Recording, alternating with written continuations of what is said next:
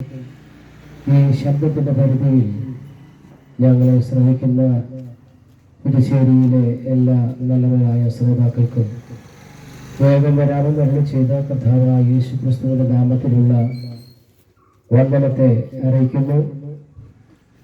അത്യുന്നതങ്ങളിൽ ദൈവത്തിന് മഹത്വം, ഭൂമിയിൽ സന്മനസ്സുള്ളവർക്ക് എല്ലാവർക്കും സമാധാനമെന്ന് ഓതിക്കൊണ്ട് ഈ ഭൂമിയിലേക്ക് ജഡാവതാരമെടുത്ത കർത്താവായ യേശു ക്രിസ്തുവിന്റെ ജനത്തോട് അനുബന്ധിച്ച് നടക്കുന്ന സ്നേഹ സന്ദേശ യാത്രയാണ് ഈ പുതുശ്ശേരി കവലയിൽ കടന്നു വന്നിരിക്കുന്നത്. ഇന്നത്തെ 2025 വർഷങ്ങൾക്ക് മുൻപ് ഉലകത്തിലേക്ക് ഇറങ്ങി വന്ന യേശു ക്രിസ്തുവിന്റെ ജനങ്ങൾ മാനവരാശി മുഴുവനും ജാതി മതഭേദമന്യേ ആ തിരുപ്പിറവിയെ കൊണ്ടാടുമ്പോൾ എന്തിനു വേണ്ടിയാണ് യേശു ക്രിസ്തു ഈ ലോകത്തിലേക്ക് മനുഷ്യാവതാരമെടുത്ത് കടന്നു വന്നത് എന്നുള്ള ആ സത്യത്തെ പറ്റി അല്പനിമിഷം നിങ്ങളുമായി പങ്കുവെക്കുവാനാണ് ഞങ്ങൾ ഈ ദേശത്ത് കടന്നു വന്നിരിക്കുന്നത്. യേശു ക്രിസ്തുവിന്റെ ഐഹിക ജീവിത കാലഘട്ടത്തെ ഈ ലോകത്തോട് വിളിച്ചറിയിച്ചത് സുവിശേഷം എന്ന വേദപുസ്തക അധ്യായങ്ങളിൽ കൂടെയാണ്. മിക്കവാറും ലോകത്തിന്റെ എല്ലാ വിവിധ മേഖലകളിലും യേശു ക്രിസ്തുവിനെ പറ്റി പ്രസംഗിക്കപ്പെടുന്നതിന് സുവിശേഷം എന്നാണ് പറയുന്നത്. പലർക്കും സുവിശേഷ എന്ന് കേൾക്കുമ്പോൾ, സുവിശേഷ പ്രസംഗങ്ങൾ എന്ന് കേൾക്കുമ്പോൾ അല്പമാകുന്ന പ്രയാസങ്ങളും പ്രശ്നങ്ങളും ഒക്കെ ഉണ്ടാകാം. എന്താണ് സുവിശേഷം, എന്തല്ല സുവിശേഷം എന്ന് നമ്മൾ തീർച്ചയായും മനസ്സിലാക്കണം. പ്രിയരെ, സുവിശേഷം എന്നത് ഒരു രാഷ്ട്രീയ പ്രസംഗമല്ല, സുവിശേഷം എന്നത് ഒരു മതപ്രസംഗമല്ല, മറിച്ച് സുവിശേഷം എന്നത് സ്നേഹത്തിന്റെയും സാഹോദര്യത്തിന്റെയും സന്ദേശമാണ് സുവിശേഷം. ഇന്ന് 4 മണി കഴിഞ്ഞ സമയത്ത് ഈ പുതുശ്ശേരി കവലയിൽ നിന്നുകൊണ്ട് ആ സുവിശേഷത്തിന്റെ സ്നേഹത്തിന്റെ വിളംബരം നിങ്ങളുമായി പങ്കുവെക്കുവാൻ ഞങ്ങൾക്ക് ഇങ്ങനെ ഒരു അവസരം ദൈവം തന്നതോർത്ത് ഞങ്ങൾ ദൈവത്തിന് നന്ദി കരയറ്റുകയാണ്. മാനവകുലത്തിന്റെ സമാധാനത്തിനും മാനവകുലത്തിന്റെ വീണ്ടെടുപ്പിനും വേണ്ടി ഇഹലോകത്തിലേക്ക് യേശു കർത്താവ് ജഡാവതാരം എടുത്ത് ജഡത്തിൽ മനുഷ്യനായി, വിശുദ്ധ വേദപുസ്തകത്തിന്റെ ഭാഷയിൽ പറഞ്ഞാൽ വേഷത്തിൽ മനുഷ്യനായി വിളങ്ങി ഭൂമിയിലേക്ക് ഇറങ്ങി വന്നു. അപ്പോൾ തന്നെ പലർക്കും ചിന്തയുണ്ട്, ആരാണ് യേശു? പലരും പല ഡെഫിനിഷനുകൾ, പല കാര്യങ്ങൾ യേശുവിനെ പറ്റി പറയുന്നുണ്ട്. ചിലർ പറയും ക്രിസ്ത്യാനികളുടെ ദൈവം, ചിലർ പറയുന്നവൻ യഹൂദനാണ്.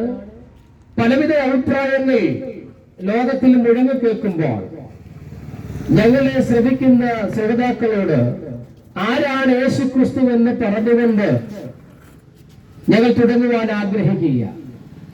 യേശു ക്രിസ്തു ആരാണ്? യേശു ക്രിസ്തു ഒരു മതസ്ഥാപകനല്ല, യേശു ക്രിസ്തു ഒരു ഗുരു മാത്രമല്ല, യേശു ക്രിസ്തു ഒരു യഹൂദൻ മാത്രമല്ല.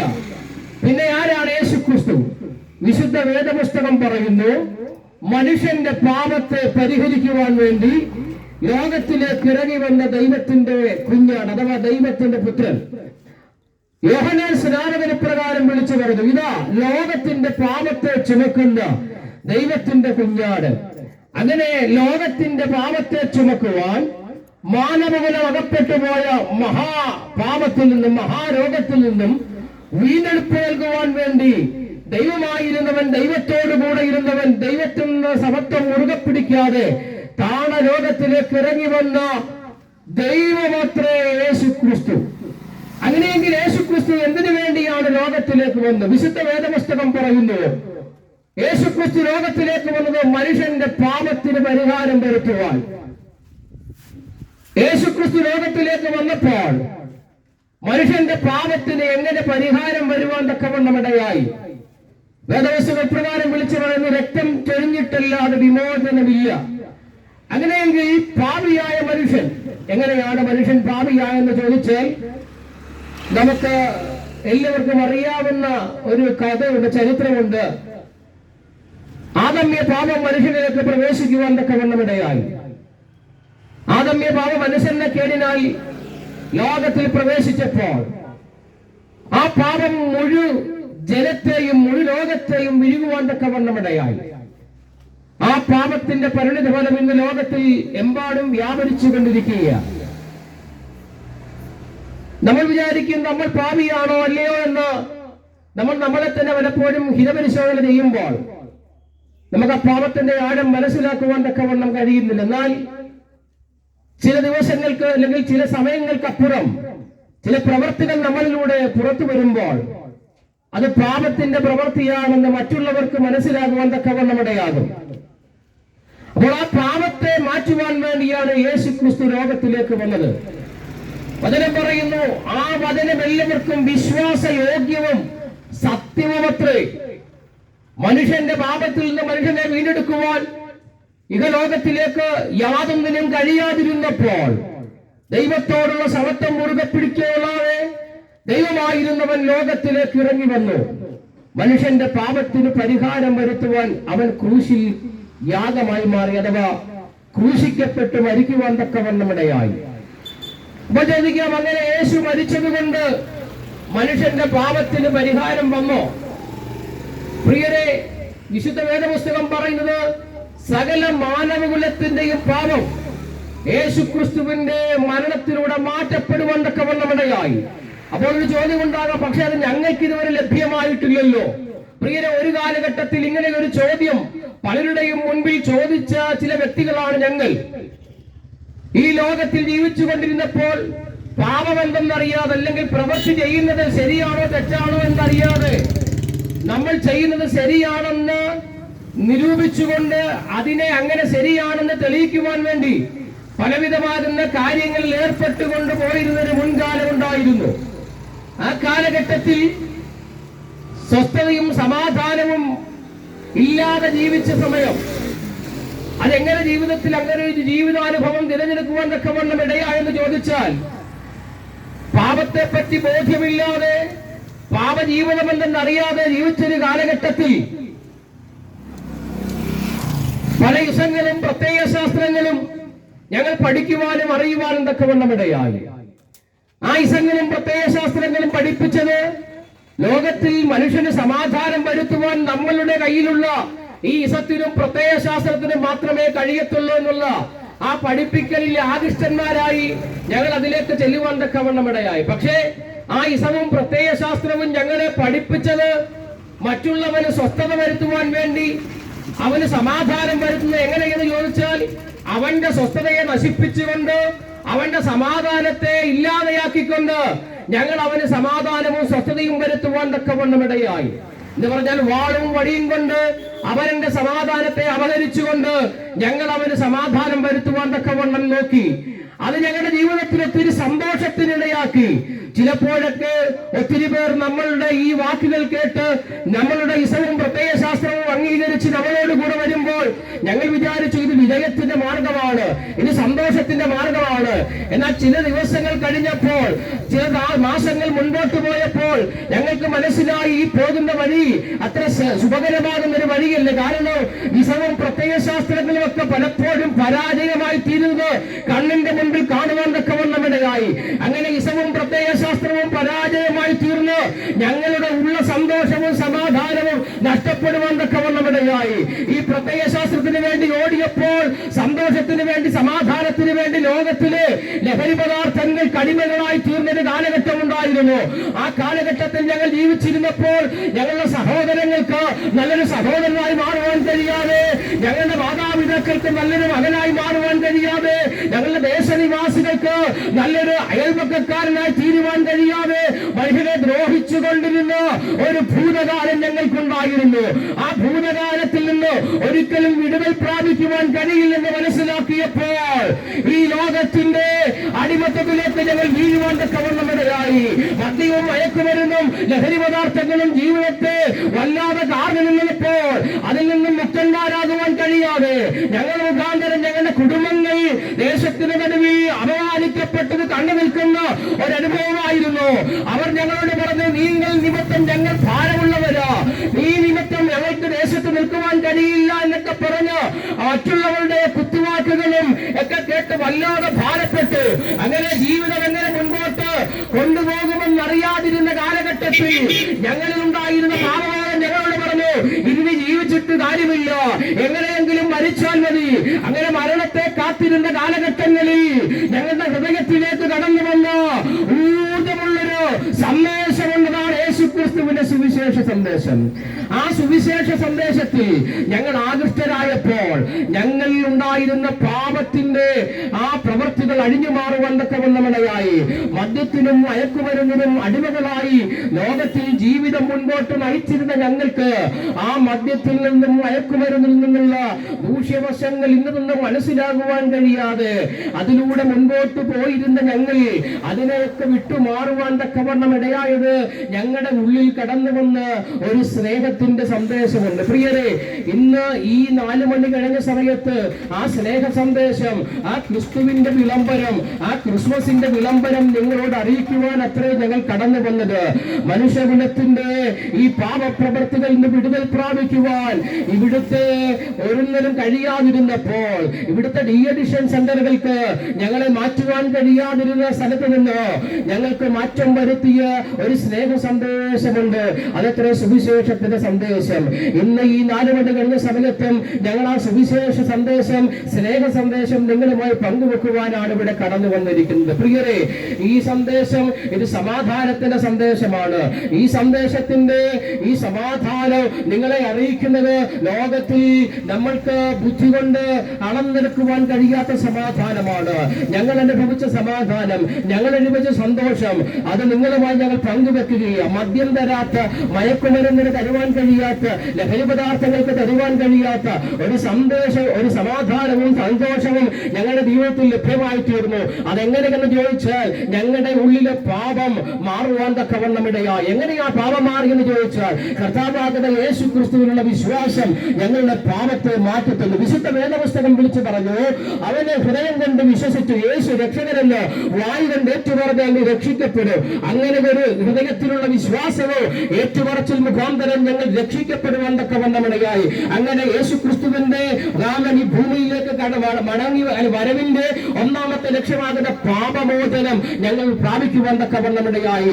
വിശുദ്ധ വേദപുസ്തകം വീണ്ടും വിളിച്ചു പറയുന്നത് എന്തിനു വേണ്ടി യേശു ക്രിസ്തു ലോകത്തിലേക്ക് പ്രവേശിക്കുവാൻ തക്കവണ്ണമിടയായി മനുഷ്യനായി ഇറങ്ങി വന്നു എന്ന് ചോദിച്ചാൽ വേദപുസ്തകം ഉത്തരം പറയുന്നു, അത് പിശാചിന്റെ സകല പ്രവർത്തികളെ അഴിക്കുവാനാ. എന്താ പിശാചിന്റെ പ്രവർത്തികൾ? പിശാചിന്റെ പ്രവർത്തികൾ ഞാൻ മുന്നമേ ഓർപ്പിച്ചതുപോലെ പാപത്തിന്റെ പ്രവർത്തികളാ, ഇരുട്ടിന്റെ പ്രവർത്തികളാ. മനുഷ്യനെ ഇരുട്ടിലേക്ക് വലിച്ചിഴച്ച് അവന്റെ സുബോധത്തെ നഷ്ടപ്പെടുത്തി അപ്പനാരെന്നും അമ്മയാരെന്നും തിരിച്ചറിയുവാൻ കഴിയാത്ത ഒരു സമൂഹത്തെ വാർത്തെടുക്കുക എന്നുള്ളതാണ് പിശാചിന്റെ പ്രവൃത്തി. നമുക്ക് ചോദിക്കാം, ഇന്ന് പിശാചുണ്ടോ? പലരുടെയും ചോദ്യമാ, പിശാചുണ്ടോ, ഭൂതമുണ്ടോ, പ്രേതമുണ്ടോ എന്ന്. ഞാൻ പറയട്ടെ, ആ പിശാചുണ്ടോ ഇല്ലയോ എന്ന് ഒരു ഉദാഹരണത്തിലൂടെ ഞാൻ നിങ്ങളോട് പറയുവാൻ തക്കവണ്ണം ആഗ്രഹിക്കുക. ഒരിടത്തൊരു വലിയ കൊലപാതകം നടന്നു. ആ കൊലപാതകം റിപ്പോർട്ട് ചെയ്തൊരു ലേഖകൻ ആ ലേഖനത്തിൽ അല്ലെങ്കിൽ ആ പത്രത്തിന്റെ താളുകളിൽ ഇങ്ങനെ കോറിയിടുവാൻ തക്കവണ്ണമിടയായി. വളരെ മൃഗീയവും പൈശാചികവുമായ ഒരു കൊലപാതകമാണ് നടന്നത്. ആ പദത്തിന്റെ അർത്ഥം നിങ്ങൾ നോക്കിയേ, പൈശാചികമാണ് എന്ന് പറഞ്ഞാൽ, പൈശാചികമാണെന്ന് പറഞ്ഞാൽ അത് പിശാചിന്റെ പ്രവൃത്തി പോലെയെന്ന് ആ ലേഖകൻ എഴുതി കാണിക്കുക. എന്ന് പറഞ്ഞാൽ അതിന്റെ അകത്തൊരു പൈശാചിക പ്രവൃത്തി ഉണ്ടായി. അപ്പനെ ഏതെന്ന് തിരിച്ചറിയുവാൻ കഴിയാത്ത മക്കൾ, അമ്മയെന്ന് തിരിച്ചറിയുവാൻ കഴിയാത്ത മക്കൾ, സഹോദരങ്ങളെ പോലും തിരിച്ചറിയുവാൻ കഴിയാത്ത ഒരു കാലഘട്ടത്തിലേക്ക് മനുഷ്യകുലത്തെ മാറ്റിയത് പിശാചിന്റെ പ്രവൃത്തിയാണെങ്കിൽ ആ പ്രവൃത്തിയെ അഴിക്കുവാൻ യേശു ക്രിസ്തു ഭൂജാതനായെന്ന് വിശുദ്ധ വേദപുസ്തകം വിളിച്ചു പറയുമ്പോൾ ഞങ്ങളെ ദൂരത്തും ചാരത്തുമായി കേൾക്കുന്ന പ്രിയരെ, നിങ്ങൾ ചോദിക്കാം, പിശാചിന്റെ പ്രവൃത്തികൾ ഇന്നും നടക്കുന്നുണ്ടോ? നടക്കുന്നുണ്ട് എന്ന് തന്നെ ഈ സമൂഹം നമ്മളോട് വിളിച്ചു പറയുകയാ. നമ്മൾ കേൾക്കുന്ന വാർത്തകൾ എത്ര മനോഹരമാകുന്ന വാർത്തകളാണ് നമ്മൾ കേട്ടുകൊണ്ടിരിക്കുന്നത്. പക്ഷേ ഒരുമിച്ച് കുടുംബത്തോടൊപ്പമോ സഹോദരങ്ങളോടൊപ്പമോ കുഞ്ഞുങ്ങളോടൊപ്പമോ ഇരുന്ന് കേൾക്കുവാൻ കഴിയാത്ത രീതിയിൽ ആ വാർത്തകൾക്ക് മാറ്റം വന്നു കഴിഞ്ഞു. അപ്പനെ അറിയാത്ത തലമുറകൾ, മക്കളെ അറിയാത്ത അപ്പനമ്മമാർ ഈ ലോകത്തിലേക്ക് ഉടലെടുക്കുവാൻ തക്കവണ്ണമിടയായി. എങ്ങനെ ഇത് നടന്നു അല്ലെങ്കിൽ സംഭവിച്ചു എന്ന് ചോദിച്ചാൽ ഇതിന്റെ പിന്നിലെ പാപപ്രവൃത്തിയും പിശാചിന്റെ പ്രവൃത്തിയും അത്രയെന്ന് നമുക്ക് മനസ്സിലാക്കുവാൻ തക്കവണ്ണമിടയാകെ ഞങ്ങളെ കേൾക്കുന്ന പ്രിയരെ, ഒരു കാലഘട്ടത്തിൽ ഈ പിശാചിന്റെ പ്രവൃത്തികൾക്ക് അടിമകളായി, ഈ പാപത്തിന് അടിമകളായി ജീവിച്ചിരുന്ന ഞങ്ങൾക്ക് മാറ്റം തന്ന സുവിശേഷത്തിന്റെ മാറ്റമില്ലാത്ത ധ്വനി ഈ ദേശത്തോട് വിളിച്ചു പറയുകയോ, ഞങ്ങളെ കേൾക്കുന്ന ആരെങ്കിലും മദ്യപാനിയായിരിക്കുന്ന പിതാവിനെ ഓർത്ത് ഭാരപ്പെടുന്ന ആരെങ്കിലും ഉണ്ടെങ്കിൽ, മദ്യപാനിയായിരിക്കുന്ന ഭർത്താവിനെ ഓർത്ത് ഭാരപ്പെടുന്ന ഒരു ഭാര്യ ഉണ്ടെങ്കിൽ, മക്കളെ ഓർത്ത് ഭാരപ്പെടുന്ന സഹോദരങ്ങളുണ്ടെങ്കിൽ, അമ്മയപ്പന്മാരുണ്ടെങ്കിൽ, അവർ നശിച്ചുകൊണ്ടിരിക്കുന്ന ലോകത്തിൽ മദ്യത്തിനും മയക്കുമരുന്നിനും അടിമകളായി ലോകത്തിന്റെ പിന്നാലെ പോകുന്നവർ നശിച്ചുകൊണ്ടിരിക്കുന്നു. അവരെ രക്ഷപ്പെടുത്തുവാൻ ഡീഅഡിക്ഷൻ സെന്ററുകൾക്ക് കഴിയുന്നില്ല എന്ന് നിങ്ങൾക്ക് തോന്നുന്നുണ്ടെങ്കിൽ, ഇനി എങ്ങനെ ഒരു വിമോചന ഒരു രക്ഷയുണ്ടാകുമെന്ന് ചോദിച്ചാൽ, ഇന്നത്തെ 2025 വർഷങ്ങൾക്ക് മുമ്പ് യെരൂശലേമിന്റെ മണ്ണിൽ പൂജാതനാകുന്ന യേശുക്രിസ്തുവിന്റെ നാമത്തിലൂടെ എല്ലാവരും രക്ഷയുണ്ടാകത്തില്ല. വിശുദ്ധ വേദപുസ്തകം അസന്നിഗ്ധമായി പ്രഖ്യാപിക്കുന്നു, മറ്റൊരുത്തരിന് രക്ഷയില്ല. നാം രക്ഷിക്കപ്പെടുവാൻ ആകാശത്തിന്റെ കീഴിൽ മനുഷ്യരുടെ ഇടയിൽ നൽകപ്പെട്ട് ഏക സത്യനിത്യനാകുന്ന യേശുക്രിസ്തുവിന്റെ നാമമല്ലാതെ ഒരു രക്ഷാമാർഗമില്ല. അതെന്തുകൊണ്ട് പറയുമെന്ന് ചോദിച്ചാൽ, പ്രിയരെ, ഇത് കേട്ടുകേൾവിയിലൂടെ ഉണ്ടായതല്ല. ഞങ്ങൾ തൊട്ടതും ഞങ്ങൾ അറിഞ്ഞതും ഞങ്ങൾ രുചിച്ചതുമാകുന്ന ആ സന്തോഷമാണ് ഇന്ന് വൈകിയ വേളയിൽ പങ്കുവെക്കുന്നത്. പ്രിയരെ, സമാധാനമില്ലാതെ കിടന്ന ഞങ്ങൾക്ക് അപ്പനും അമ്മയും ഇല്ലാതെ അവർ ഞങ്ങളെ തള്ളിക്കളഞ്ഞെടുത്തുകയോ, അപ്പനും അമ്മയ്ക്കും നല്ല മകനായി മാറി ദേശത്തിന് നല്ലൊരു വ്യക്തിയാക്കി മാറ്റി ഞങ്ങളെ മാറ്റിയ ഈശ്വരന്റെ പ്രത്യേക ശാസ്ത്രമല്ല, പരാജയങ്ങളുടെ ഈശ്വരനും പ്രത്യേക ശാസ്ത്രങ്ങളും ഞങ്ങളെ മരണത്തിലേക്ക് തള്ളിവിട്ടപ്പോൾ മരണത്തിൽ നിന്ന് ഞങ്ങളുടെ ജീവനെ തിരിച്ചു പിടിച്ചത് യേശുക്രിസ്തുവിന്റെ സ്നേഹമാ. ഇന്ന് ഈ 4 മണി കഴിഞ്ഞ സമയത്ത് ഇവിടെ നിന്നുകൊണ്ട് ഞങ്ങൾ ധൈര്യത്തോടെ വിളിച്ചു പറയൂ, സുവിശേഷത്തെ പറ്റി ഞങ്ങൾക്ക് ലജ്ജയില്ല, യേശുവിനെ പറ്റി ഞങ്ങൾക്ക് വിളിച്ചു പറയാൻ രക്ഷയില്ല, ലജ്ജയില്ല. ആ നാമം മാത്രമേ ഉലകത്തിൽ രക്ഷിക്കുവാൻ കഴിയത്തുള്ളൂ. പാപത്തിന്റെ പ്രവൃത്തി മനുഷ്യരെ വല്ലാതെ വേട്ടയാടി അവനെ അടിമപ്പെടുത്തുമ്പോൾ എങ്ങനെ പാപത്തിൽ നിന്ന് വിമോചനം നേടാമെന്ന് കരുതി പലവിധമാകുന്ന കാര്യങ്ങളിലേക്കും ക്രിയകളിലേക്കും പോകുന്ന മനുഷ്യ, നിങ്ങളുടെ പ്രവൃത്തികളൊന്നോ പാപത്തിന് പരിഹാരം വരുത്താതിരിക്കുമ്പോൾ ഓരോ ദിവസങ്ങൾ ചെല്ലുമ്പോഴോ അതിന്റെ പാപബോധം കൂടിക്കൂടി വരുമ്പോൾ എങ്ങനെ നിന്നൊരു വിമോചനം നേടുവാൻ കഴിയുമെന്നുള്ള ചോദ്യം മനുഷ്യകുലത്തിന്റെ മുൻപിൽ നിൽക്കുമ്പോൾ ഇന്ന് പകൽ ഞങ്ങൾ നിങ്ങളോട് പറയും, എങ്ങനെ ഈ മഹാവിഷത്തിൽ നിന്നും ഈ മഹാപാപത്തിൽ നിന്നും എങ്ങനെ വിമോചനം നേടുവാൻ തക്കവണ്ണമിടയാകും. വിശുദ്ധ വേദപുസ്തകം പറയുക, യേശുക്രിസ്തുവിന്റെ ഹൃദയം കൊണ്ട് വിശ്വസിക്കണം. എന്ന് പറഞ്ഞാൽ അര കാശ് കൊടുക്കണ്ട, അര കാതൽ നടക്കണ്ട. നിങ്ങൾ നിൽക്കുന്ന നിൽപ്പിൽ, ഇരിക്കുന്ന ഇരിപ്പിൽ, എവിടെയായിരിക്കുന്നു ആ സാഹചര്യത്തിൽ നിന്നുകൊണ്ട് യേശുവേ, നീ എന്റെ പാപങ്ങൾക്ക് വേണ്ടി മരിച്ചു എന്ന് ആമൻ ഹൃദയം കൊണ്ട് വിശ്വസിച്ച് വായു കൊണ്ട് ഏറ്റു പറഞ്ഞാൽ രക്ഷിക്കപ്പെടുവാൻ തക്കവണ്ണമിടയാകും. ലോകത്തിലേക്ക് യേശുക്രിസ്തു വന്നതിന്റെ രണ്ടാമത്തെ കാര്യം മനുഷ്യന്റെ സകലവിധമാകുന്ന പൈശാചിക മനുഷ്യകുലത്തിന്മേലുള്ള പൈശാചിക പ്രവർത്തികളെ ഒഴിപ്പാൻ യേശുക്രിസ്തു ഭൂമിയിലേക്ക് വന്നു. അതിനെങ്കിൽ ആ പൈശാചിക പ്രവർത്തികളിൽ നിന്നും ഒരു വിമോചനം പ്രാപിക്കുവാൻ യേശുക്രിസ്തുവിലൂടെ അല്ലാതെ മറ്റൊരു ഒരു രക്ഷയുമില്ല എന്ന് ഇന്ന് പകൽ ഞങ്ങൾ അസന്നിഗ്ധമായി പ്രഖ്യാപിക്കുമ്പോൾ അതെങ്ങനെ കരഗതമാകുവാൻ തക്കവണ്ണമിടയാകും. ഞാൻ പറഞ്ഞില്ലോ, നിങ്ങൾ ഏത് ജാതിക്കാരനോ മതക്കാരനോ വർഗക്കാരനോ വർണ്ണക്കാരനോ ആയിക്കൊള്ളട്ടെ, ദൈവത്തിനത് വിഷയമല്ല. നിങ്ങൾ ഇരിക്കുന്ന ഇരിപ്പിൽ, നിൽക്കുന്ന നിൽപ്പിൽ, നിങ്ങൾ ആയിരിക്കുന്ന സാഹചര്യങ്ങളിൽ നിന്നുകൊണ്ട് ഞാനൊരു പാപിയാണെന്ന് ഹൃദയത്തിൽ കുത്തുകൊള്ളുന്നുണ്ടെങ്കിൽ, എന്റെ ജീവിതത്തിൽ ഞാൻ നടക്കുന്ന മാർഗം സന്മാർഗമല്ല, അസന്നമാർഗമാണെന്ന് നിങ്ങൾക്കൊരു ചിന്തയുണ്ടെങ്കിൽ ഇന്ന് പകൽക്കാലം അതിൽ നിന്ന് വിമോചനം നേടുവാൻ, രക്ഷ നേടുവാൻ ഞങ്ങൾ ആഗ്രഹിക്കുന്നു. മദ്യപാനത്തിൽ നിന്നും മയക്കുമരുന്നിന്റെ ഉപയോഗത്തിൽ നിന്നും മറ്റ് ലഹരി പദാർത്ഥങ്ങളിൽ നിന്നുമൊക്കെ ഞങ്ങൾക്കൊരു മോചനം നേടണമെന്ന് ആഗ്രഹിച്ച് ഇതുവരെ നടന്നില്ല എന്ന് ആരെങ്കിലും ഖേദിക്കുന്നുണ്ടെങ്കിൽ ഇന്ന് പകൽക്കാലം ഞങ്ങൾ പറയാം, ആ യേശുക്രിസ്തുവിലൂടെ സകലത്തിനും വിമോചനമുണ്ട്, സകലത്തിനും രക്ഷയുണ്ട്. ഞങ്ങൾ ഇന്ന് പകൽ ഈ ദേശത്തിന് വേണ്ടി പ്രാർത്ഥിച്ച് ഇവിടുത്തെ ഈ മീറ്റിംഗ് ഇവിടെ പര്യവസാനിപ്പിക്കുവാൻ പോകുക. പ്രിയമുള്ളവരെ, ഞങ്ങളുടെ സാക്ഷ്യത്തിലൂടെ പറഞ്ഞത് ഒരു കാലഘട്ടത്തിൽ ഇങ്ങനെയുള്ള അനുഭവത്തിൽ കൂടെ ഞങ്ങൾ കടന്നുപോയി. ലോകത്തിൽ മരണത്തെ മാത്രം നോക്കിക്കണ്ടുകൊണ്ട് ജീവിച്ചിരുന്ന കാലഘട്ടത്തിൽ നിന്നും മരണത്തിൽ നിന്നും ജീവനിലേക്ക് ഞങ്ങളെ വിളിച്ച് ഈ പാപത്തിന്റെ പരിഹാരം വരുത്തിയ യേശുക്രിസ്തുവിന്റെ സ്നേഹ സന്ദേശത്തിലേക്ക് ഞങ്ങൾ നിങ്ങളെ സ്വാഗതം ചെയ്യുകയാണ്. ഞങ്ങൾ നിങ്ങൾക്ക് വേണ്ടി പ്രാർത്ഥിക്കുവാൻ പോകുക. നിങ്ങളുടെ അനുഭവങ്ങൾ നിങ്ങൾ മറ്റാരോടും പറഞ്ഞിട്ട് കാര്യമില്ല.